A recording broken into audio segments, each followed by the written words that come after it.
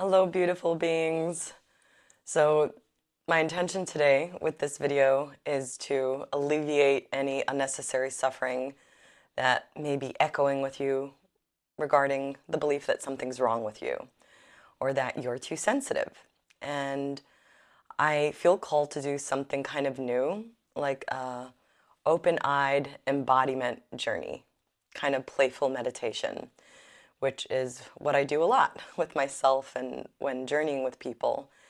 And the way we're going to do this, how are we going to alleviate these torturous beliefs and ideas that something's wrong with us, that we're not enough, that we're too sensitive, all the way to the extent that we might feel sick? That viewpoint alone can make us feel tired, ill, depressed, and sometimes even lead to suicidal ideation. And so this is unnecessary, right? Because that doesn't lead anywhere very good. And it just only leads to more and more of the beliefs that something is wrong with us and evidence for that, and that we're too sensitive, and we get even more sensitive. And so this cannot be farther from the truth. And what can be true is that you have a unique gift that is rare, which is why highly sensitive beings tend to feel like something's wrong with them. Like, well, the majority isn't seeing or feeling what I'm feeling. Something must be wrong with me.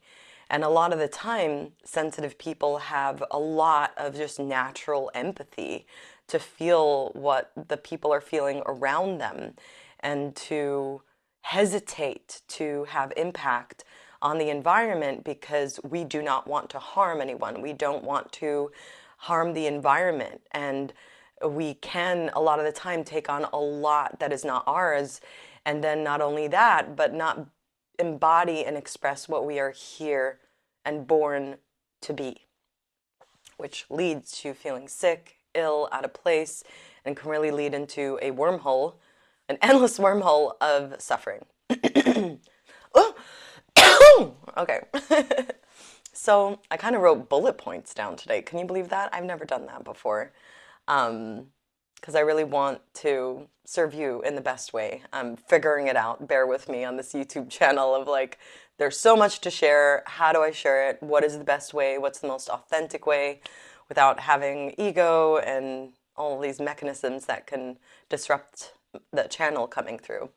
So let's talk about perspective play, okay? And while we are here together, I am going to do my best to actually embody this process with you. So you can just relax and feel like, it's all good. We're here together. You're not alone, even though I'm on a screen, I'm still with you. What is time and space anyway, huh? So as we're gonna talk about perspective play and why it is so important, right? So when we play with our perspective is what encapsulates our experience, right? How do we perceive things? What are our thoughts? What is our attention focusing on? A lot of the time we have stagnant perspectives that lead into prison reality experiences, meaning they are stagnant. So let's bring about a certain aspect of your perspective, and let's choose the way you see yourself, your self perspective. Now, why is it so important to play with our perspective? This is the first point, is when we just play with our perspective, we can discover new ways of seeing things and try it on for size. And when we're just playing, it's light. It feels light. It feels easeful. It calms the survival brain down mechanisms of like, oh no, these goals might destroy my old life. And it kind of soothes things down. We're just playing here a little. So let's just play a little, okay? And it's so important to play a little because that's what we're here to do. We're here to play as beings. I mean, why else would Source split down into every possible type of being to have this human experience other than to play? Like, are we here to be in war and harm each other? I don't think so. Right? So in order to bring our focus to what we're here to be and play is we got to play, right? And the number one way to begin playing again is with our perspective, the way we see things, our ideas about life, others, ourselves. And so let's play with our self-perception, let's call it, the way we see ourselves, okay? So each of us has a home base of the way we see ourselves, okay? This can change, this can be stagnant, but it carries a storyline of who you are in the world, how people see you. So let's play specifically with the self-perception of I'm too sensitive. I'm so sensitive. This self-perception of I am too sensitive. Too sensitive. What does that come along with? What feelings? What struggles? What challenges? What good things does it lead to? I'm too sensitive, too sensitive. Too sensitive. Comes along with all these branches of something's wrong with me. I'm too sensitive. I'm not enough. When I feel into this self-perception, we're just playing here, okay? We don't need to get too deep, but let's play a little. For me, and probably for you, it can feel like, I feel like a tenseness in my face. I even feel uglier. Can you feel uglier? I feel like a burden. I feel like a problem. I feel like, oof, I'm just too sensitive. I feel like a lack of belonging and a shrinking of a space. Notice your spine. Notice your shoulders. Notice, like, do you feel expansive in this self-perception of you being too sensitive, or how is that serving you? Getting curious, letting wonder and curiosity explore these stagnant beliefs we have about ourselves. How does this feel in life, right? In our lives, to believe that we're too sensitive. The belief, the way we see ourselves is too sensitive. How does that feel in your relations to feel like you're too sensitive? And what if asking these questions, playing with these questions through curiosity and wonder is enough? We don't need to hold on to the answers and write them down. We can just swim through this like mermen and mermaids and just play with it. Reigniting that curiosity and wonder. Taking a break from the reality game we call real. I don't know about you, but to me it really doesn't feel good. No matter how real me being too sensitive is, it just does not feel good. I want to feel good. Do you? I think you want to feel good. I mean, if somebody doesn't want to feel good, I get it. It could be kinky, but let's play with the concept and assumption that we all want to feel just better, right? A little less suffering. So the next stage, I'm looking at my bullet points, is like, yeah, oh, we already did two. That's great. So as we can see, we like went over perspective play, why it's valuable, right? How it's a hack of life in a way to play again with our perspective before calcifying a story as true and real. And we also dove into the character of playing with the self-perception as an example. I mean, you can play with this in other ways of like, you are too loud, or you're always behind, or whatever that way of seeing yourself that you want to change, you can play with it and explore that character that you might be identified with. When was it born? What's its story, right? If we can see something, that means we're not it. If I'm observing something, I'm observing that picture. That means I'm not it. I'm seeing it. Whatever we can see, it means we're not that. We are the eye that is watching it, right? So that's some perspective play in another way, huh? And does that feel good to play in this way? Noticing, oh, it does feel good to play with my perspective. It feels like, ooh, there's more space. We get to play. And so let's do some imagination engineering. So these terms I'm mentioning, I don't think they're very familiar in the world just yet, but I'm going to awkwardly say, I feel like I've been gifted these ways of wording things from the Syrian star system, which I've been very bashful about sharing, that I actually received these codes from the Syrian star system, who are here to support humanity in the evolutionary process we're in, to live in ways that match where we're headed in an easy, graceful, and loving way. So they gifted me when I was suffering a lot, a lot more than I am now, this methodology of playful pathways. And so perspective play, perspective art is one of the ligaments that has a lot to it. We just tapped into that a little. And imagination engineering is another ligament, I'll call it. And so we're going to do some imagination engineering together, playfully, okay? Because that's what Playful Pathways is about, making life more playful. Making this evolutionary process a little more playful, if you know what I mean. If we're going to evolve, can it be a little more easeful and fun?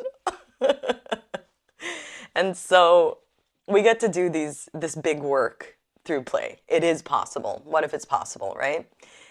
And so imagination engineering is about literally working with our imagination intentionally to re-engineer our lives, okay?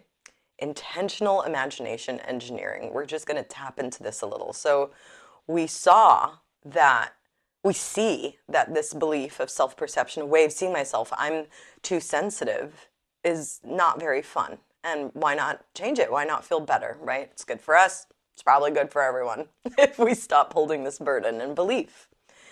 Whether it's true or not, it doesn't matter when we play, because we're just playing, right? We don't need to deal with what's real, what's true, what's not. And so let's dive into our imagination. And it could be scary at the beginning to dive into our imagination because there's so much programming around. Let's just acknowledge, oh, don't daydream, be realistic. We were judged and we were, in a way, punished to play with our imagination as children because our parents really wanted us to survive this planet. And the teachers wanted us to succeed. Whether how innocent that was, it doesn't even matter. That's what happened. We and our relationship to our imagination has been harmed. And so calling this out helps us reevaluate how we can re-invite imagination into our lives in a healthy way without bypassing what matters, right? Intentionally going into re-engineering ourselves through our imagination shifts our relationship to that word, and calling out how it's been effed up helps shed light upon a lot of things that we might think are true, but they're just not. It's like you catch a thief, something that's like stealing your relationship to imagination and your imagination. It's like, oh, I see you. I see that you're stealing. That thief can't operate as well anymore, right? So these programs that say that our imagination isn't realistic, it's a waste of time, you're not focusing on what's important, face reality. Oh, I see you. I see that you're a system and I don't want to play with you right now. I'm going to play with imagination engineering. And so let's play with merging our, this is a lot, but just bear with me. You being here is enough. Right here with you is, can we re-engineer with our imagination our self-perception? And so I feel like I need a burp. Hold on. Releasing energy.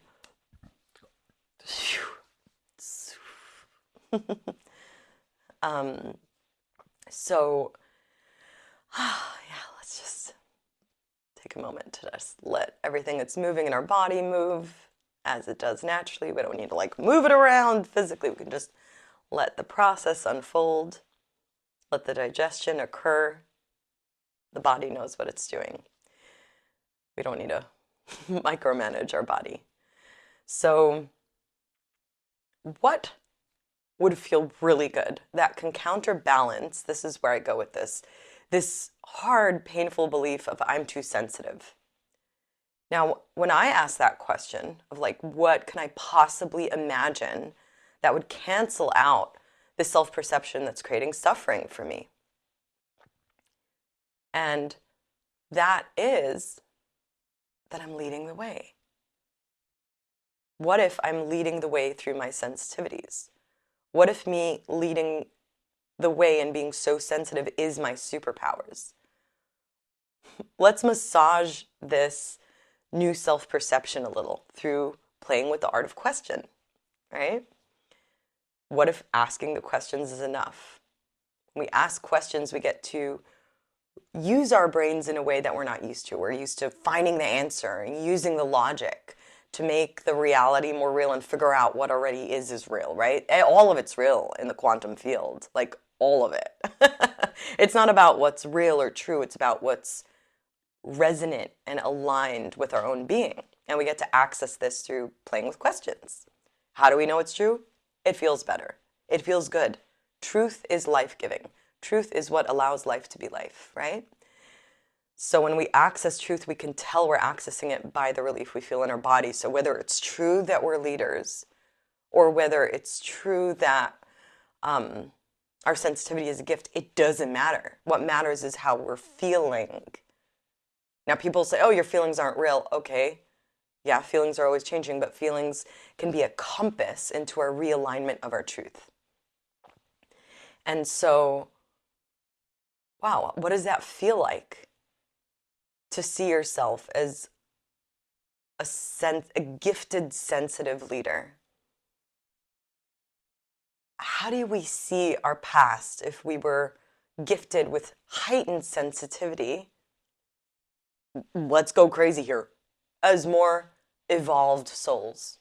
More, not necessarily more worthy or better than, just like we're more ahead of the game. We're more sensitive. We're more aware of everyone around us. We're more aware of how we're all interconnected. We're more aware of the subtleties that how everything has impact on everything, how everything matters. Right? We're like swimming through this possibility that we're actually leading the way. Now, let me give you a little story as an example, right? So, I kind of been in dialogue with someone that it's like there's this old system. I'm going through it as well, right? Like you work for hour, you make the money, you are the product, you are clear, you get the money, you succeed, you make the life. Now, in the evolutionary process, when we start really diving into our true nature and alignment, a lot of the time the way we are used to doing things changes, right? It's like, oh, I need to make this happen so I can pay rent, right? That could be that if you know that you're valuable, somebody might offer you to live somewhere for free in a more beautiful place that you couldn't even imagine possible. So while we're in this process of like learning how to receive for being valuable and being leaders, there could be a perception if we think we're too sensitive, if we hold on to that as like, I'm effed up, I'm a failure, I don't have money for rent, I'm worthless, I'm digressing, I'm irresponsible, I don't deserve to be here, and we can like leave and find all the evidence we don't need to be there anymore, right? And a lot of the time when people are learning how to receive from life for being highly gifted, sensitive beings, they can go into loops of that same stagnant self-perception.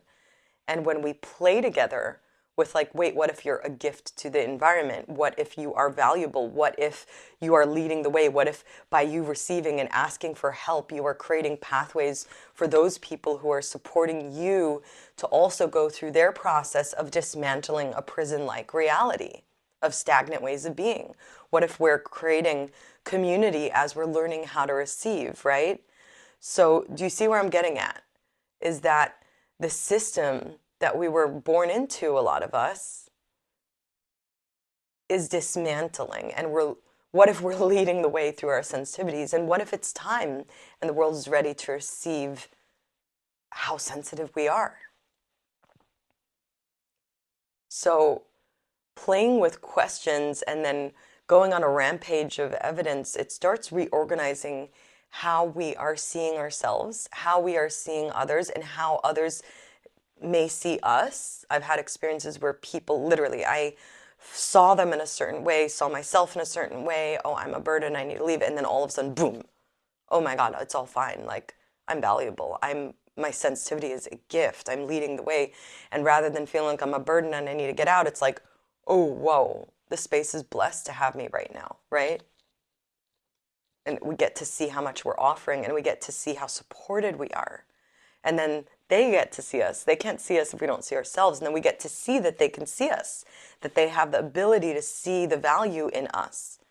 And then rather than feeling rejected, not belonging, sick, something's wrong with me, we get to see ourselves as the leaders of a dismantling reality, and through our own embodiment and self-realization of what feels good and aligned in our body, we get to offer the environment with what the environment needs as these new structures are birthed. Of whatever you want to call it, new earth, moving through this ascension process that we're in. And so can you feel as we're like swimming through perspective play, I'm kind of doing it without guiding you to do it too much. I'm embodying it as I'm sharing this ramble channel. Rambling is the new channeling. And I too am experiencing this shift with you in the video of really embodying my sensitivity as a gift. And this perspective is granting me the ability to share this transmission with you on video. And as I'm sharing this video, I'm feeling more empowered, more inspired, more creative. And if I felt sick in the morning, tired and depressed, this is all transforming right now in real time with you. And it's showing me a whole different reality. Can you see a whole different possible reality that is available to you right here, right now, as you anchor in by playing with this perspective? And you can echo this perspective, however the self-perception of this perspective, and re-engineer your imagination through question asking, through asking and playing with questions in a way that feels better to your body, that feels like it's creating a natural alignment, that feels like truth, it feels life-giving. And then when we're in this space, rather than all of our attention focusing on how we're too sensitive or what's wrong with us, we begin sharing the treasures that we have and bettering our environment. So rather than self-punishment that creates disease, and I should just go, I should just leave this planet, I don't belong here, I'm a bird, all that can just go away.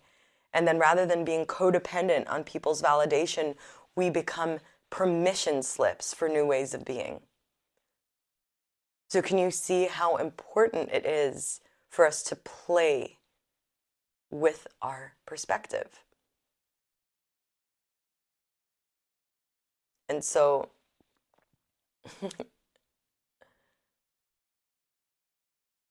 the last thing I'll say before we sit and anchor this energy together is when we have a lot of integrity, like a lot of virtues can actually harm us.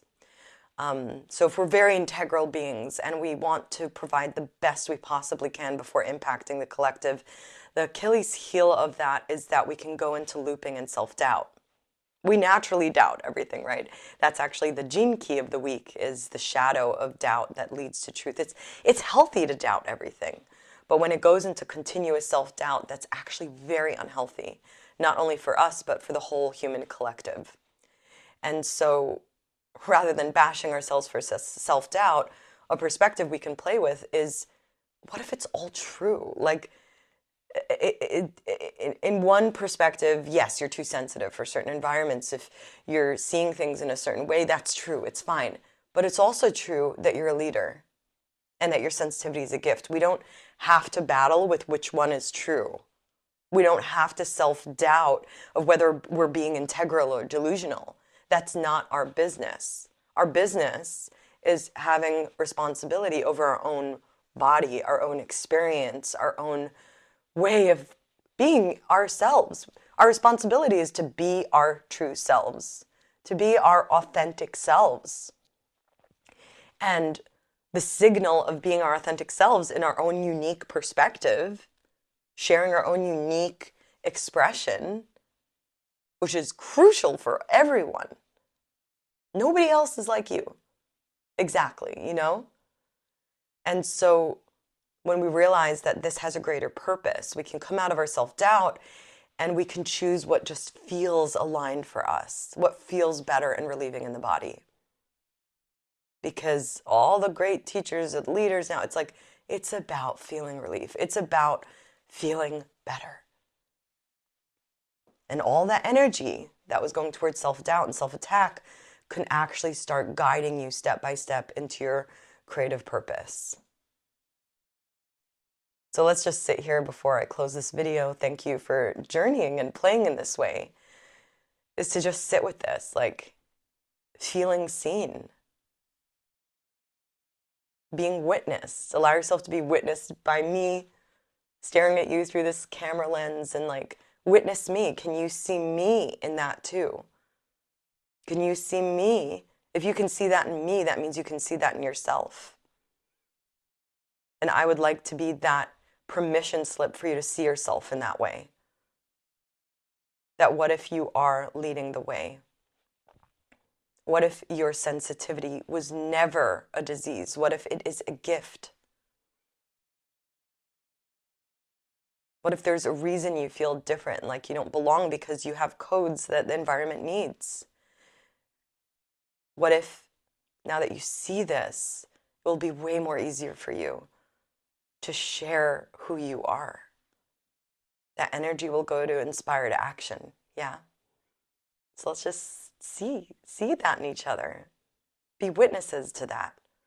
Make it more real. Funnel our attention in this moment. You don't need hundreds of people validating you. Sometimes it's just one reflection at a time. And so allow this video to be a reflection for you. Keep it in your pocket as a gift that you received today from the universe. So thank you for investing your attention here. Thank you for playing. If you'd like to connect, check out the Linktree in the description box below. Sending you so much love, and nothing is wrong with you, and nothing ever has been wrong with you. We've just been playing in games that aren't our game, and we're here to co-create new ones. Okay.